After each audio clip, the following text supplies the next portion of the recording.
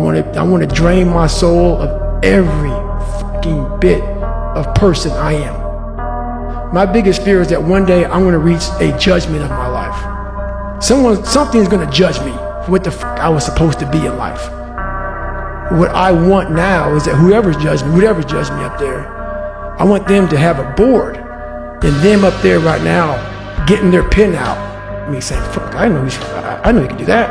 I know you can do that. So I want to impress whatever is up there, whatever's going on in life. I want to go up there and not have anything left on the table. We're all looking for this golden purpose. Is it this? Is it that? Is it making money? Is it my family? Motherfucker, the purpose is you. We forget that. Every fucking day I wake up and I don't want to do some fucking shit. I'm like, okay, man, do you want to be a bitch today? Do you want to feel like a little bitch? Do you want to walk around all day knowing that you could, but you didn't? So it's perform without purpose. You have to learn how to get up and do shit when you ain't got no fucking 5K, no 10K, nothing. Nothing exists. Your life fucking sucks. You're in the fucking dungeon. But guess what, motherfucker? I'm still going to get it. Because when that time comes, because the time is going to come, when that purpose is there, you'll be ready. I realized that the human mind, if you can put it in a very quiet, calm place and get it to calm down and not be so spastic, that you could possibly make this work out for you. How bad are you really? Tonight, Gotham's relying on one man to save us all. I calmed myself down and I had to make this enormous thing small. I had 30 more miles to run and my body was in the worst shape in my entire life, the worst pain I ever felt in my life. So I broke this 30 miles thing down. I broke it down to small chunks. I calmed my mind down. I had to get water, had to get potassium, had to get sodium. I had to stop being so dizzy because I had to be able to stand up. They said, you're not gonna make the time. I had 24 hours and I was going so slow, taking so much time. This is when I realized that the human mind, once everything gets connected, once the mind knows you're not going to quit something, it's going to try to find more. It's going to try to give you more. Once it realizes you're not going to take the path of least resistance, you're going to stay here until it's done. My mind and my body and my spirit became one for the first time ever. What's universal is the impulse to succumb, to feel like you've given everything you can and that you are justified in leaving a job undone. By now, I'm sure you can tell that it doesn't take much for me to become obsessed.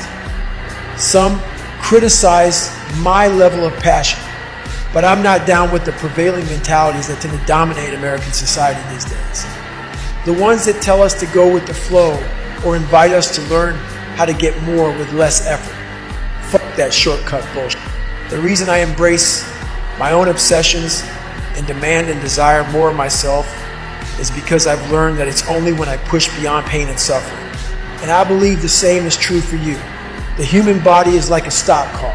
We may look different on the outside, but under the hood we all have huge reservoirs of potential and a governor impeding us from reaching our maximum velocity.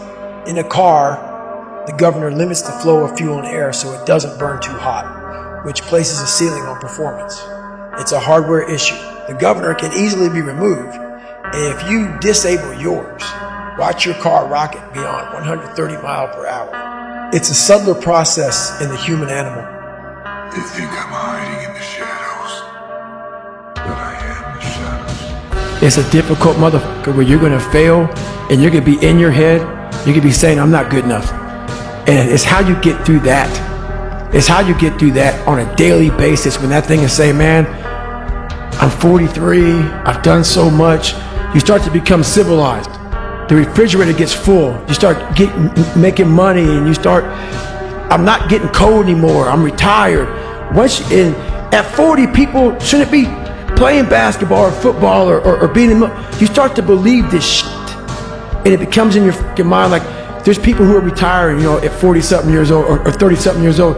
At 43, I'm still putting 100-mile weeks, still doing thousands of pull-ups, thousands of push-ups, because I'm not allowing myself to become civilized. The worst thing that can happen to a man is become civilized. You lose that fucking fight. You lose that Why the fuck am I doing this shit? And that's just my mentality. You may have more, but you never can arrive. You want to be uncommon amongst uncommon people. You have a choice to make. Do you want to sit down and go back to that guy you once were? No. So this is what it takes. It takes that misunderstanding of people, and they'll never get it because they were never David Goggins. So that is what it takes for me to do what I do. It may take you something differently. So for me, everything has to be in the study. Everything has to be into this. Everything has to be in everywhere I am. It has to be there. Me, focused where I am. Because it takes one little piece of outside interference to clutter your whole mind. And people don't get that. Your mind has to always be clear. That's why I meditate 2 hours every single night. Because I refresh, I reorganize the garage, which is my mind, every night. So then discipline's in there, organization, everything is in this right spot. So when I wake up, I'm ready to go. Why people fall off the wagon so often is because their mind is full of shit. There's no room in that mind for discipline. There's no room for consistency. They may do it once or twice, but then the mind takes over and that cluttered garage comes in. And then it's like a circuit breaker, man. A circuit breaker just overloads and sparks. And our minds, that's our mind, man. It's like a fucking circuit breaker that has so much shit in it, you keep on loading it, you can't put any more into it. So I talk about it in there, man, so much about clearing space in your fucking mind so that you have room for all those discipline, waking up early, taking those, because they do mean something.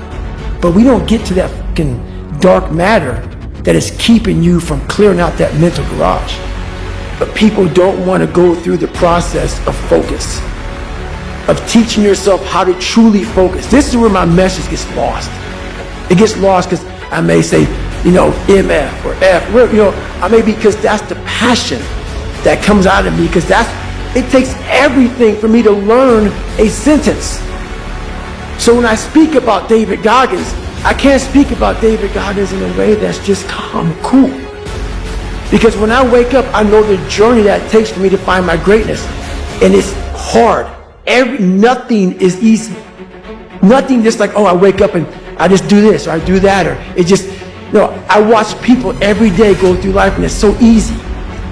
For me to be where I'm at today, it takes every bit of me. So when I speak about it, and as I get going here, you'll start seeing me. The tempo will rise. The passion will come out because I'm back there. I'm doing what I do every day to become a human being. Very aware how quick life can take shit from you. And I've always prepared my mind for the next chapter.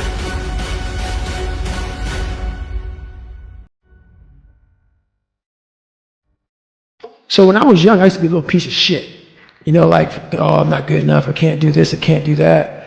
The second I got my head out of my ass and I realized, man, you can achieve a lot of shit. You get off your ass and start moving and you start motivating yourself. Start becoming a self-motivator. So I started front-loading. And front-loading is people, man, you've done so much by 47 because I don't know what tomorrow is going to bring. So my military resume is fat. I did a lot in the military. I did a lot outside the military. I've made money. I've done almost every race out there, hard race in the world. I've broken pull-up records. I've done a lot of shit. Like, work your ass off so you can enjoy it. You're taking a shot. You may not live to be old, but what if you do? And you worked your ass off when you were able. And you were able to get up early, able to grind. If you front-load it properly, the back half of your life is money. And that's what I did. The second I realized that, man, you are a piece of shit. We got to get going. Because at 47, man, you're not going to be able to do any of this shit. 50, whatever you are. So I front-loaded. So all these bad things that have happened to me, I sit back and go, man, how are you handling it so well? I've done it. I front-loaded. I have the money I need. I have the success I need. I have the determination, the willpower, and also the pride in myself. So when I wake up every morning, I know who the fuck I am. I front-loaded perfect. I study the darkness. You find no fucking answers in the light. None. It's too happy. It's too nice. And we don't need to be taught. I go to such places in my mind and I study the darkness.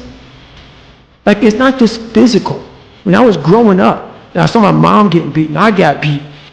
And I was some stuttering little black kid in an all-white school, and I'm on stage, and I gotta say one fucking line in front of fucking 15 people, and I walk off stage, kind of fucking stutter. All those insecurities and all those fucking things, man.